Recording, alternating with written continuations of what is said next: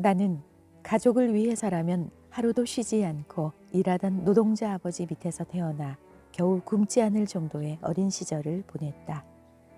그러나 지금은 미국 정부와 한국 정부에 1년에 수백억의 세금을 내는 사람이 되었다. 한적한 시골 동네에 떨어진 파키스탄 노동자 같은 신세에서 하버드에서 교육받은 변호사와 회계사를 기다리게 만들며 전 세계에 걸쳐 여러 사업을 총괄하는 사업가가 되었다. 6달러짜리 냉면을 파는 한인 식당에 육중한 나무문이 겁이 나서 들어가려다 포기했던 사람이 매일 일반 직장인의 몇 년치 월급을 벌고 있다. 안녕하세요. JBTV 마돈나운서 장분입니다. 휴일 이른 아침 유튜브를 시작합니다. 연일 비가 내리더니 비는 멈추고 새소리가 아주 경쾌한 정원의 백합 향기를 맡고 있습니다. 스노우폭스 김승호 회장의 돈의 속성, 여러분과 함께합니다. 나는 나보다 더 훌륭한 경영자에게 투자한다. 30대 중반, 주식에 투자했다가 큰 실패를 겪었다. 과거의 주식 정보를 바탕으로 가장 좋은 거래 패턴을 찾아내 투자하는 프로그램 매매에까지 손을 댔었다. 당신은 이 방법이 가장 빨리 가난을 해결해 줄 거라 믿었다. 나 스스로 일반인보다 똑똑하고 대담하다고 생각했다. 돌이켜보면 그건 투자가 아닌 투기였다. 얼마나 어리석은 행동이었는지 부끄럽기 그지없다. 당시 투자자로서 내 수준은 유치원도 못 들어간 유아 수준이었다.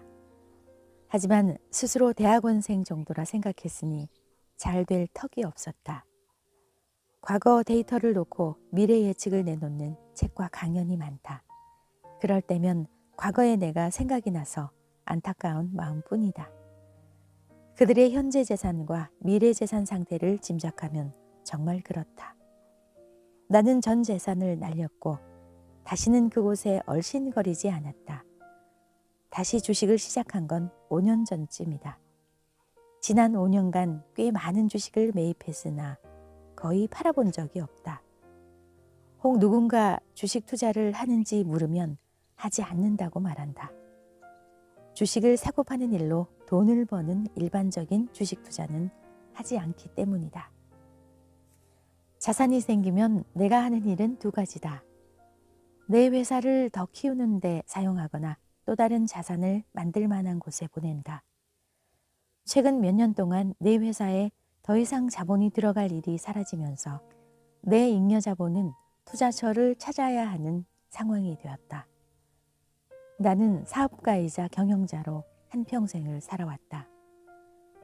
그럼에도 나보다 월등하게 뛰어난 경영자나 사업체가 많아 어느 땐 내가 어린아이처럼 느껴질 정도다.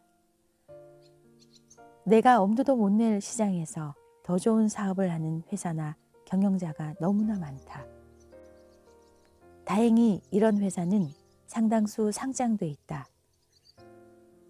상장되어 있다는 건 누구나 원하는 만큼 그 회사를 살 수 있다는 뜻이다. 100달러만 사도 되고 1000달러를 사도 되며 수백만 달러도 하루에 살 수 있다. 세상에서 가장 큰 회사라도 마찬가지다. 우리 거래처 중에도 해마다 성장하며 경영까지 잘하는 회사가 많다. 혹은 내가 소비자나 고객으로 만나는 회사 중에서도 훌륭한 경영자를 많이 보았다. 그런 회사들은 대부분 내 회사보다 크고 더 성장해 있으며 더 유능한 경영자들이 있다. 나보다 더 훌륭한 경영자나 나보다 더 좋은 회사를 운영하는데 내가 투자를 망설일 이유가 없다. 결국 나보다 훌륭한 경영자에게 투자하는 일은 그들과 동업하는 것과 다름없다. 거기다 그들이 원하지 않아도 언제든 동업이 가능하다. 이제 필요한 건 그 회사의 배당 정책과 배당 비율, 그리고 적정 가격대를 찾는 일뿐이다. 적정 가격이란 정해진 예산으로 주당 얼마에 살 수 있느냐보다 몇 주를 살 수 있느냐에 달렸다. 주식 투자를 따라 배당 비율이 달라지기 때문이다. 사업의 세계와 투자의 세계에서는 나보다 나은 사업과 경영자에게 투자하는 것이 불법도 아니고 비도덕적인 일도 부끄러운 일도 아니다. 지극히 합법적이고 합리적이며 자랑스러운 일이다. 나는 되도록 내가 지분을 가진 회사의 물품이나 서비스를 이용한다. 이제 내 회사이기 때문이다. 나는 되도록 내가 지분을 가진 회사의 물품이나 서비스를 이용한다. 이제 내 회사이기 때문이다. 마이크로소프트 컴퓨터로 아마존에서 나이키 신발을 사고 체이스뱅크에서 받은 비자 카드로 결제하고 애플 전화기로 우버를 불러 공항에 가서 델타 항공을 타고 집으로 가다 중간에 코스트코에 들러 코카콜라 한 박스를 사와 삼성 냉장고에 넣어두면 자급자족하는 느낌이다. 단순히 소비자나 경쟁자 혹은 방관자가 아닌 주인이 되는 방법이다. 배당일이나 기다리며 주가가 떨어지면 나의 좋은 회사를 더 싸게 살 수 있다는 간사한 마음조차 든다. 나보다 더 훌륭한 경영자의 옷깃을 붙들고 걸어가는 기분은 아버지 같은 좋은 형을 가진 느낌이다. 여러분도 좋은 큰형님을 찾기 바란다. 돈마다 시간은 다르게 흐른다. 영화 인터스텔라에는 시간의 흐름이 동일하지 않음을 보여주는 장면이 나온다. 지구를 떠난 우주선이 웜홀을 통과해 머나먼 은하계에 도착했을 때 우주선 안에서 2년을 보냈을 뿐인데 지구에서는 23년이 흘렀음을 보여주는 장면이다. 반대로 시간이 지구보다도 훨씬 더 느리게 흐르는 장면도 있다. 블랙홀의 영향으로 중력장이 강해진 곳에서는 시간이 매우 더디게 흐른다는 논리다. 갈릴레이는 모든 운동은 상대적이며 등속 운동을 하는 관찰자에게는 동일 물리법칙이 적용된다는 상대성 원리를 발표했다. 하지만 과학자들이 빛의 속도는 항상 일정하다는 사실을 발견하며 상대성 원리는 도전을 받았다. 기차를 타고 가는 경우 상대방의 속도를 구하려면 모든 관찰자에게 속도 덧셈 법칙이라는 물리법칙이 작용돼야 하지만 빛의 속도를 구할 때는 속도 덧셈 법칙을 적용할 수 없다. 아인슈타인은 이런 모순성에 반하는 특수 상대성 이론 원리를 발표했다. 정지한 사람과 움직이는 사람의 시간이 다르게 흐른다는 것을 증명해낸 것이다. 어려운 물리법칙 말고 쉽게 이해해보자. 가령 사랑에 빠지거나 열정적으로 일할 때는 시간이 금방 흐르지만 좁은 비행기 좌석에 앉아 있을 때는 몇 시간도 하루처럼 천천히 간다.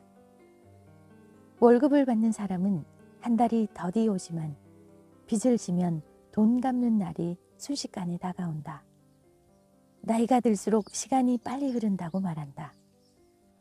60세인 장년에게 1년은 체감상 60분의 1이지만 6세인 아이에게 1년은 체감상 10년이다. 사람도 세상도 누구에게나 언제나 시간이 똑같이 흐르지는 않는다. 돈도 마찬가지다. 돈 역시 특수 상대성 원리의 영향을 그대로 받는다. 돈은 액수와 출처에 따라 각기 다른 시간으로 흐른다. 같은 금액의 돈이라도 그 출처에 따라 시간이 각기 다르게 흐른다. 또한 돈의 주인에 따라 시간이 다르게 흐르고 같은 주인이라도 다른 시간을 가진 돈이 있다. 시간이 많아 천천히 흐르는 돈은 같은 투자에 들어가도 다른 돈이 자리를 잡을 때까지 의젓하게 잘 기다린다. 그러나 시간이 없는 조급한 돈은 엉덩이가 들썩거려 다른 돈을 사귈 시간이 없다. 시간이 많아야 친구도 사귀고 연애도 하고 아이도 낳는다.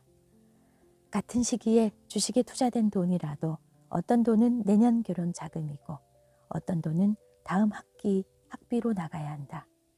제일 무서운 녀석은 융자 때 레버리지로 따라온 돈이다. 이 돈은 식인종처럼 원금을 잘라먹으면서 뛰어다니다가 심지어는 원금과 그 원금의 주인을 잡아먹으며 뛰쳐나오기도 한다. 반면에 어떤 돈은 딱히 갈 곳이 없어 이곳에서 10년, 20년 배당이나 받겠다고 아주 살림을 차리려 하기도 한다. 사람들 눈에는 돈의 액수만 보이지만 실은 그 돈이 자라나고 만들어지고 주인을 찾아가는 과정에서 각기 다른 환경을 겪는다. 한 주인의 품 안에 들어가도 어떤 돈은 시간이 많고 어떤 돈은 시간이 없다.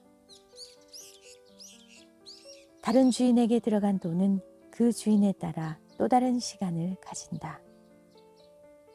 돈 주인이 이미 시간이 많은 돈을 가지고 있으면 새로 들어온 돈도 이제부터는 시간이 많아진다. 돈이 많이 몰려간다고 새 주인이 그 돈에게 시간을 많이 주는 것은 아니다. 그 주인의 성품이 돈보다 더 좋아야 가능한 일이다. 좋은 주인을 만난 돈은 점점 더 여유 있고 풍요로워진다. 심사숙고해서 좋은 돈으로 보내주고 조급하게 열매를 맺거나 아이를 낳으라고 닥달하거나 보채지 않는다. 돈은 더더욱 안심하고 좋은 짝을 만나 많은 결실을 맺게 된다. 신기한 것은 시간이 많은 돈이 만들어낸 돈은 모두 다 같은 자식이라서 다시 또 시간이 많은 돈을 낳는다. 그렇다.